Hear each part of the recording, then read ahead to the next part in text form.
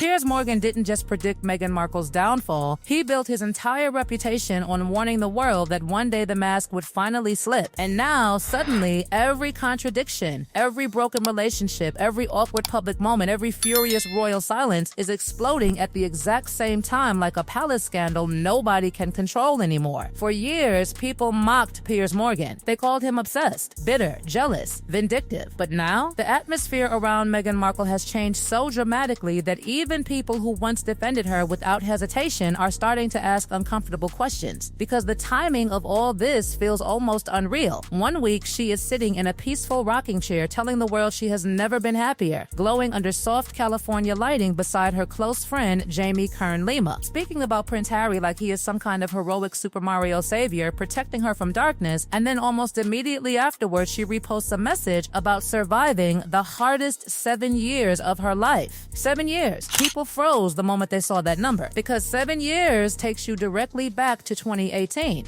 The royal wedding, the fairy tale, the beginning of everything. Suddenly, the internet exploded with one brutal question. Was Meghan secretly admitting that marrying into the royal family destroyed her life? Or was she quietly blaming Harry himself? Piers Morgan immediately jumped on the contradiction because this is exactly the pattern he has been screaming about for years. He says Meghan Markle never speaks directly. She speaks in layers. Everything is vague enough to deny later, but sharp enough to create maximum emotional impact in the moment. And honestly, the contradiction is impossible to ignore. How can someone publicly describe their life as the happiest they have ever been while simultaneously describing the exact same period as the hardest years imaginable? Those two realities cannot exist together. Yet somehow, Meghan keeps trying to force both stories into the same narrative. Then comes the deeper issue, the identity crisis that Piers believes sits underneath absolutely everything. Meghan and Harry walked away from the royal family in January 2020, publicly, dramatically, permanently. They said they wanted freedom, privacy, independence. They rejected royal duties and escaped California bound like fugitives fleeing an institution they claimed had broken them emotionally. But here is where people started noticing something strange. Even after leaving, Meghan never actually stopped acting royal. The title stayed, the branding stayed, the carefully controlled aura of monarchy stayed. And the people around her kept treating her like a queen even though she voluntarily abandoned the system that gave her that status in the first place. Piers Morgan has been furious about this contradiction for years because he believes Meghan wants both worlds at the same time. She wants the victim narrative of escaping the monarchy while also cashing in on the glamour, symbolism, and prestige of being connected to it forever. And every time someone around Meghan calls her royalty or talks about her reigning again, critics say it proves the exact point Piers has been making all along. You cannot spend years publicly attacking the institution while simultaneously using its image to sell yourself commercially. Then came the Serena Williams disaster. And honestly, this was the moment even neutral observers started cringing. Because what should have been a flawless celebrity PR moment turned into a painfully awkward viral collapse. Meghan launched her luxury Mother's Day products, candles, gourmet chocolates, expensive lifestyle branding, all wrapped in soft, elegant packaging designed to scream Montecito sophistication. Serena Williams, arguably Meghan's most loyal celebrity ally, agreed to publicly unbox the products online. This should have been easy, a guaranteed win. Instead, it became internet chaos. The chocolates arrived smashed together inside the box. Serena awkwardly admitted she does not even like chocolate while visibly struggling to praise them on camera. Then she attempted to pronounce the candle scent names and stumbled repeatedly. The internet immediately sensed the discomfort. Within hours, the clip was everywhere, where Piers Morgan brutally called it the death of the brand. Because if your own closest friend cannot convincingly sell your luxury products while actively trying to help you, people start wondering whether the entire image is collapsing underneath the surface. Then came reports about peeling labels, wickless candles, and shockingly low sales. Suddenly, Meghan's glamorous California empire no longer looked aspirational. It looked fragile. The problems did not stop with embarrassing product launches. They started getting darker, more political, more personal. And this is where Piers Morgan says the royal family quietly reached its breaking point with Prince Harry himself. Because while King Charles was preparing for one of the most important diplomatic moments of his reign, addressing the United States Congress in a speech requiring absolute neutrality and precision, Harry suddenly appeared in Ukraine giving public geopolitical commentary like an unofficial statesman. That move reportedly caused enormous fury behind palace walls because Harry was no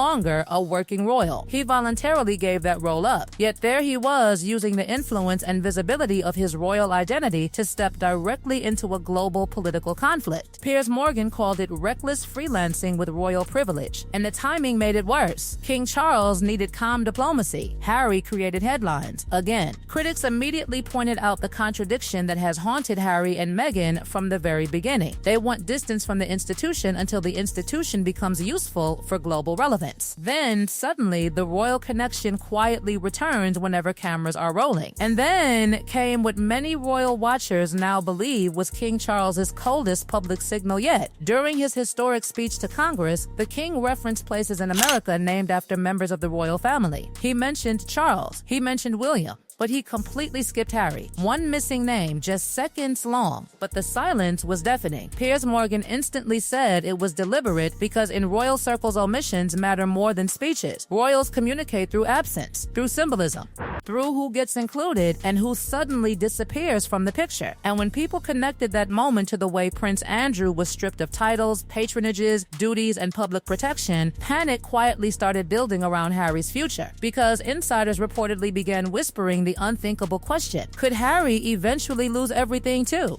Could the palace finally decide the damage has become irreversible? Piers Morgan says the terrifying part for Harry is simple. Andrew disgraced himself personally, but Harry publicly attacked the institution itself. Oprah, Netflix, Spare, interviews, endless accusations, endless revelations, endless emotional warfare against the monarchy from inside California. If the palace could isolate Andrew for scandal, what happens to Harry after years of publicly detonating family secrets on a global stage? And once people started looking closely at Meghan's history, another uncomfortable pattern emerged: the disappearing people. Piers Morgan has always insisted the most revealing thing about someone is not who supports them, it is who eventually gets cut off. Meghan's father disappeared from her life. Old friends disappeared. Former advisors disappeared. Palace staff members reportedly left devastated and emotionally shattered. Then, the bullying allegations resurfaced again, dragging everything back into public conversation. Because unlike gossip, those allegations carried documented complaints and official palace involvement. Jason Knopf's emails became impossible to ignore because they were real, written records describing concerns about staff treatment inside Kensington Palace. Suddenly, critics began asking whether the palace had been quietly protecting Meghan's image for years, while tensions behind the scenes were boiling over privately. Piers Morgan kept repeating the same point over and over. Institutions like Buckingham Palace do not publicly investigate senior royals unless something serious forced their hand. The palace hates public scandal, which made the existence of the investigation itself deeply significant. But the real danger may not even be public opinion anymore. It may be money, because behind the glamorous Montecito photographs, financial questions are now growing louder than ever. The Spotify deal collapsed. Netflix uncertainty keeps growing. The lifestyle brand is not producing the massive commercial empire many expected. And according to multiple reports circulating around royal commentators, their enormous California lifestyle is becoming increasingly difficult to sustain long term. Piers Morgan has warned for years that eventually the emotional drama would collide with economic reality. But according to Piers Morgan, none of those crises matter as much as the one thing Meghan Markle may never recover from once it fully disappears: credibility. That is the center of everything, because audiences can forgive scandal, they can forgive ambition, they can even forgive hypocrisy if they still emotionally trust the person telling the story. But once people stop believing the narrator entirely, the collapse becomes almost impossible to reverse. And this is where Piers believes the tide finally turned. The contradictions became too visible, too repetitive, too impossible to reconcile. One minute Meghan is presenting herself as the happiest woman alive. The next she is framing the same years as unbearable suffering. One minute she rejects the monarchy. The next her entire brand quietly leans on royal mystique and titles. One moment Harry demands privacy. The next another interview appears, another documentary, another emotional revelation, another accusation against the family they supposedly wanted freedom from. And that That is why Piers Morgan believes this moment feels different from every controversy before it, because this time the backlash is no longer coming only from royal loyalists or tabloid critics. It is starting to come from exhausted audiences who simply no longer know which version of Harry and Meghan they are supposed to believe anymore. Victims, celebrities, humanitarians, royals, activists, influencers, Hollywood entrepreneurs, the identities keep changing depending on the interview, the project, the crisis, or the business launch. And the more those identities collide publicly, the harder it becomes for audiences to emotionally follow the story. What makes this entire situation feel almost surreal is that Piers Morgan sacrificed one of the biggest jobs in British television because he refused to back down from his opinion about Meghan Markle years ago. At the time, enormous numbers of people condemned him for it. But now, suddenly, the conversation has shifted in a way almost nobody expected. The contradictions are no longer hidden beneath glossy interviews and carefully staged appearances. They are colliding openly in public view. Financial pressure, royal tensions, failed branding moments, family estrangement, political backlash, credibility questions, legal uncertainty. All of it arriving at the same time like some giant slow-moving storm finally crashing directly over Montecito. And the most haunting part? None of this feels finished. The palace still has decisions to make. Harry's future relationship with his family remains deeply uncertain. The visa issue remains alive. The commercial empire remains unstable. And public patience appears thinner than ever before. Which means the real question is no longer whether Meghan Markle's image is changing. The real question is whether there is any path left to stop the collapse before it becomes permanent.